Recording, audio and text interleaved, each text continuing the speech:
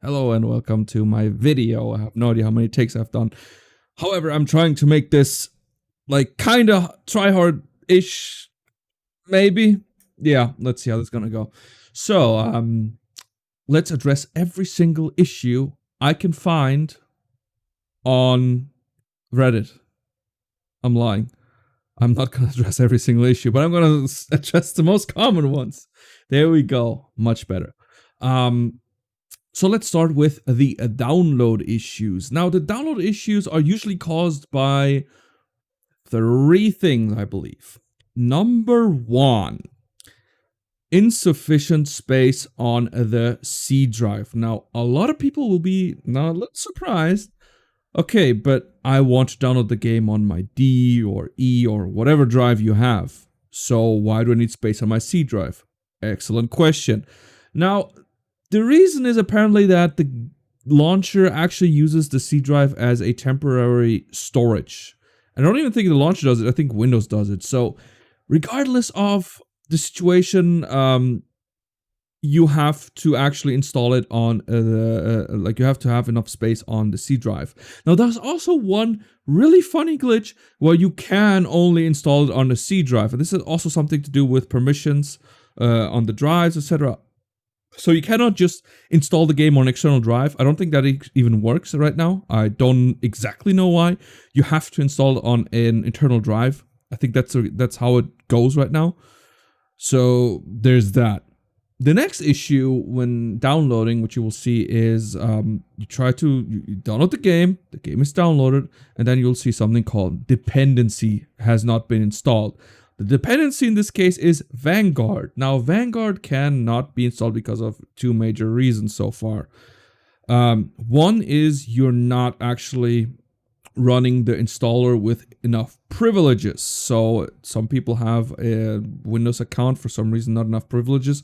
So running it as an administrator will solve that issue. And another group of people will have an antivirus acting up.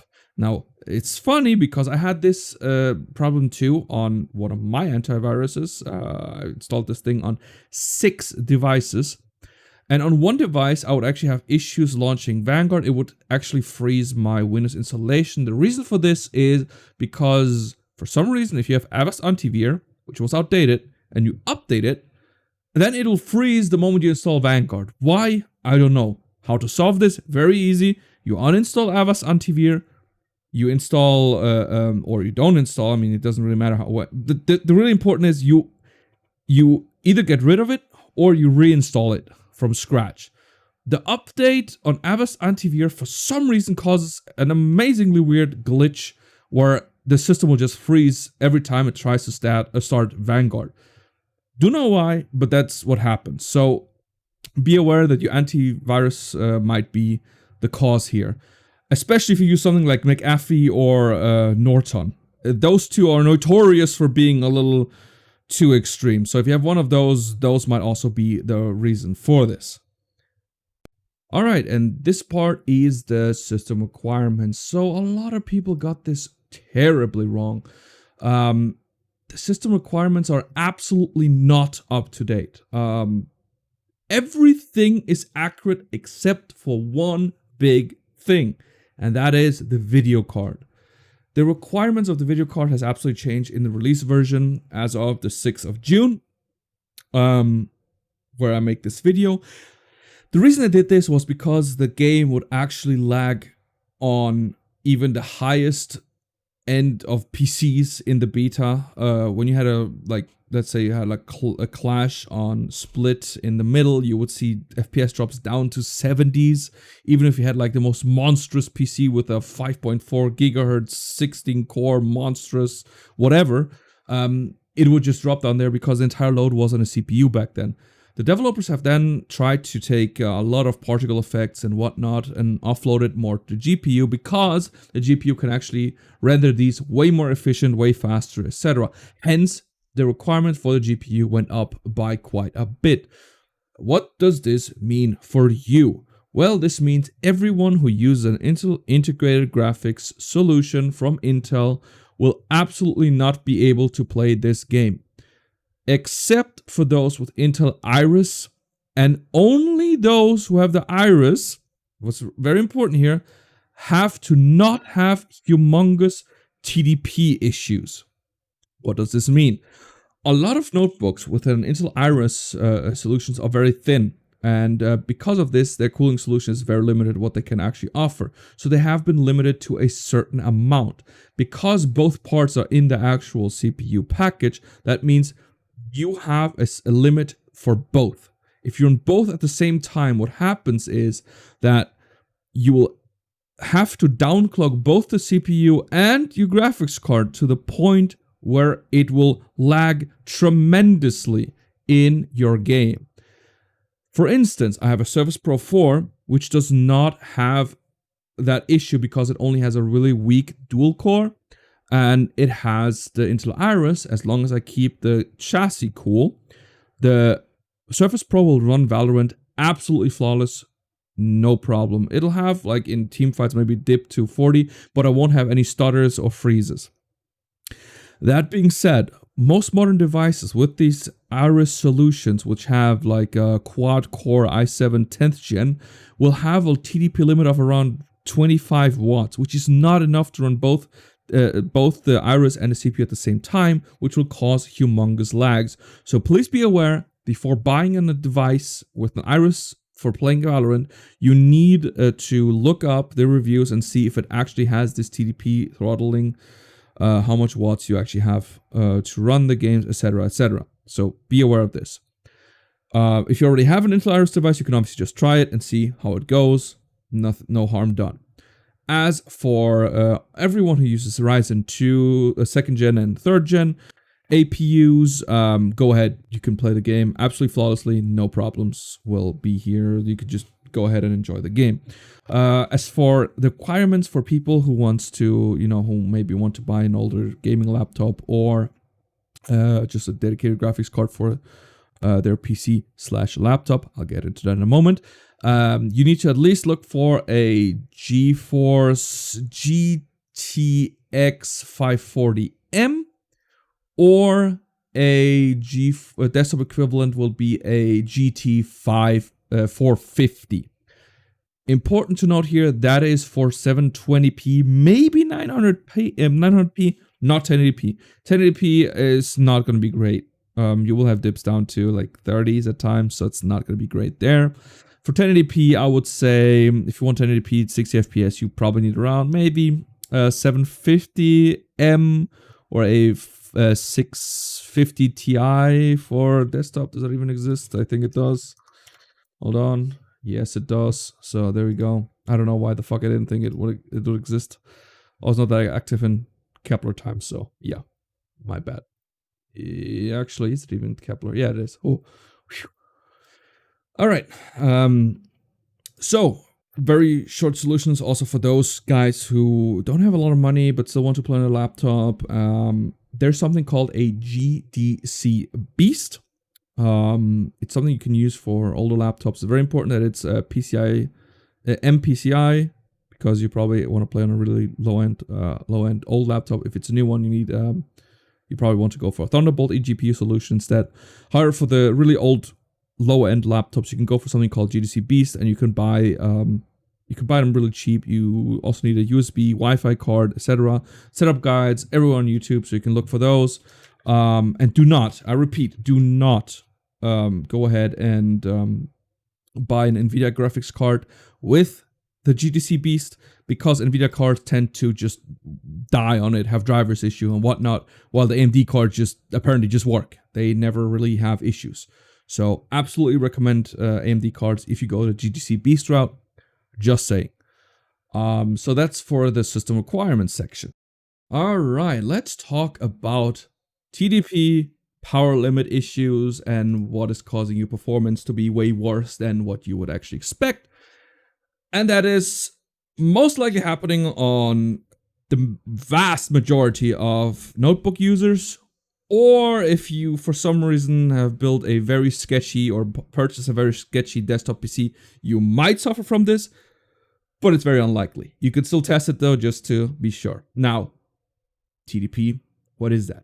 Well, it's thermal design power. And it's specified by the manufacturer. In this case, Intel. We're going to use the i7 8750H as an example here. Now I'm going to go to the product page, and as we can see, this is the i7, and we can see 12 core, 12 thread, 6 core, and a TDP of 45 watts, and a configurable TDP down, 35 watts. Now this is probably going to be in way more people's case than this one, just saying. Thin and lights usually have this configuration, and this is not something exclusive to this CPU. This is a standard thing across the board. Now, why does this matter? Well, Intel has specified this to be a very low wattage, despite the CPU actually needing a lot more wattage to run at actual full max turbo speed. In this case, it says 4.1 gigahertz, but in reality, it's 3.9. This is just for one core, it says somewhere. Max turbo frequency, a single core frequency. Yeah, they don't really specify that. Oh yeah, if you run all cores, which is basically all applications almost, where you actually need a CPU, is 3.9 gigahertz. So yeah, but I digress here. I'm going to talk more about this, why it's bullshit and so on, in another video. But let's move on. Here we can see Valorant running on an i7 8750H. As we can see, this GPU is being nowhere near used. So this is not the bottleneck in any way, shape, or form. And the CPU is also not being really that much used. But what did we notice? 2.9 gigahertz. Strange. So how should it run? I'm going to give you an example from my notebook here. I'm running a 9700K, 4.6 gigahertz, and my graphics card is a 1070, highly optimized. Hey. So as you can see here in my example, I have rock solid clock speeds, rock solid clocks like on the graphics card and the CPU. Both are running rock stable, not a single megahertz drop. The reason I have it like that is to have my frame times as stable as possible.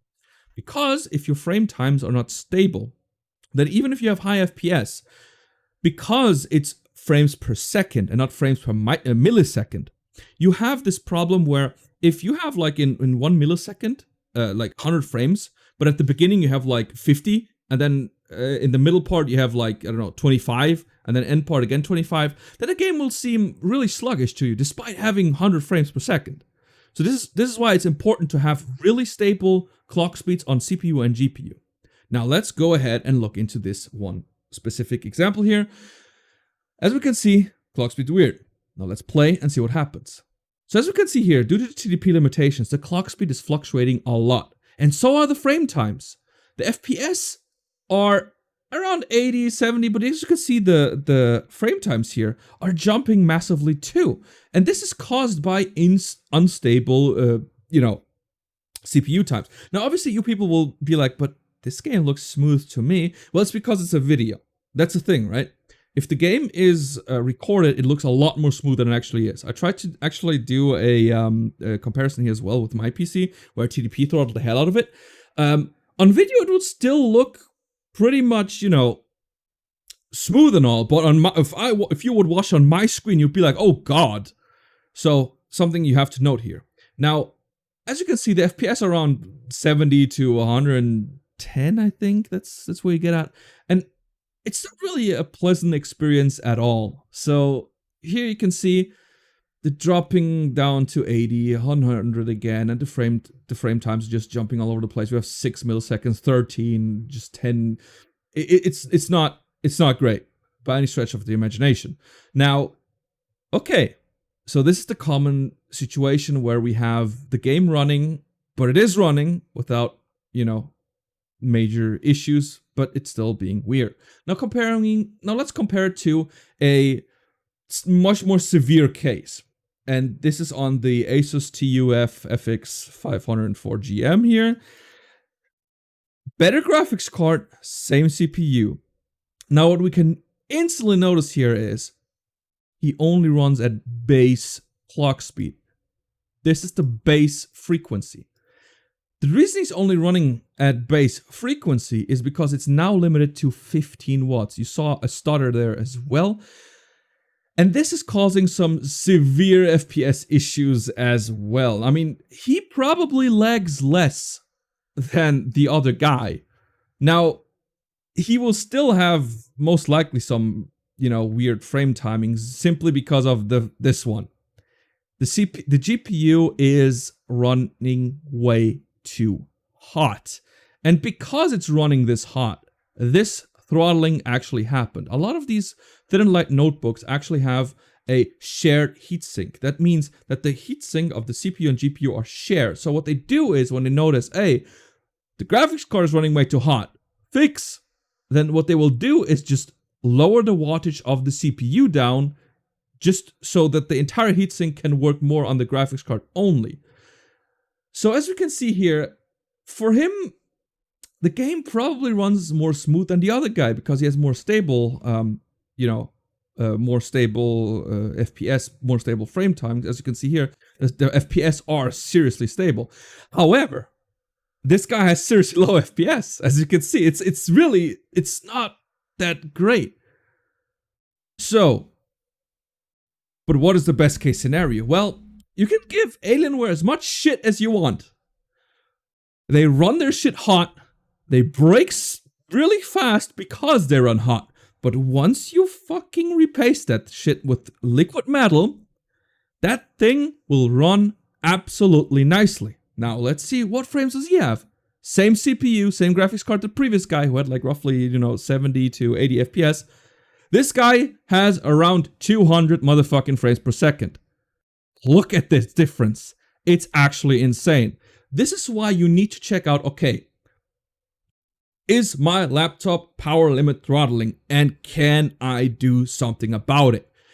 What you have to do when you see this, when you see that the frames are getting low because of power limit throttling, let's say you have this behavior or even, this, do not blindly find a solution to, especially if you have this case, don't find a fucking stupid solution where you can somehow disable it because you will break your shit. Instead, repaste your notebook. Make it run cooler.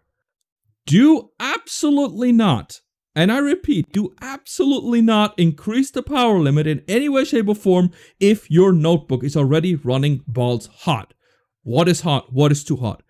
Everything under 75 degrees, you can up the TDP on.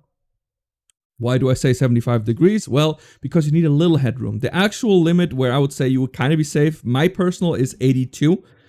Everything over 82, I start to panic. I don't like it. I think the official one is like 85 or something, that what people would suggest in overclocking forums. But to me, 82, and that's already that's the absolute limit. I don't want to see higher. If you have shit like 90 degrees, do absolutely not up the limit. You will only make it even hotter and you will kill that thing. So please be aware that this is an issue for borderline all notebook users. I think, okay, not all. I mean, my notebook is obviously a different story. And there are also other notebooks that are the thicker ones in particular. So something like a MSI GT75 or something. That thing will not have a thermal issue and it will just run like nothing. Like it will also run at full speed like the Alienware here. The Alienware here got repasted, so it also runs with pretty decent temperatures, as you can see here now. There's that. So please keep in mind, guys, this is an issue. Please look for this. And at the end of the video, I will give you a small tutorial how to actually set up this kind of thing, the afterburner, and then you can look for yourself what issue you actually have.